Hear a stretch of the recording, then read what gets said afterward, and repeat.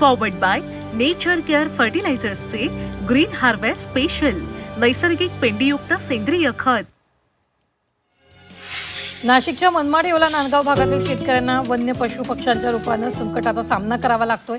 हरिण, कावळे यांच्यासह इतर पशुपक्ष्यांचं कळप येऊन शेतात दुडगूस घालतंय, त्यामुळे शेतकरी संकटात सापडलाय.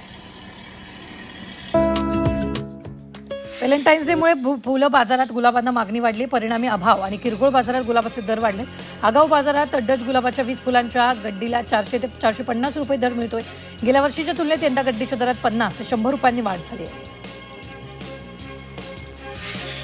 भारत अमेरिका व्यापार करारानंतर सोयाबीनच्या दरात घसरण झाली. करारानंतर सोयाबीन तेल आणि सोयाबीन पेंडींची आयात होणार असल्यानं प्रति क्विंटल सोयाबीनच्या दरात 500 रुपयांची घसरण झाली. त्यामुळे सोयाबीन उत्पादकांना मोठा फटका बसला.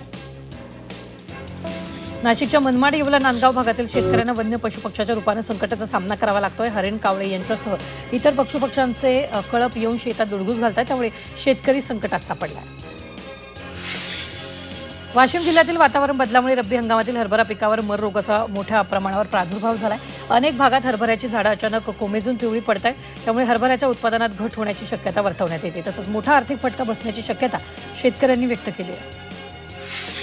जालन्यातील कर्जत गावचे शेतकरी राधाकिशन डोंगरे यांनी 2.70 हेक्टरवर तुरीची लागवड केली होती. मात्र बोगस तूर बियाण्यांमुळे तुरीच्या पिकाला शेंगा लागलेल्या नाहीये, त्यामुळे शेतकऱ्यांचं मोठं नुकसान झालंय.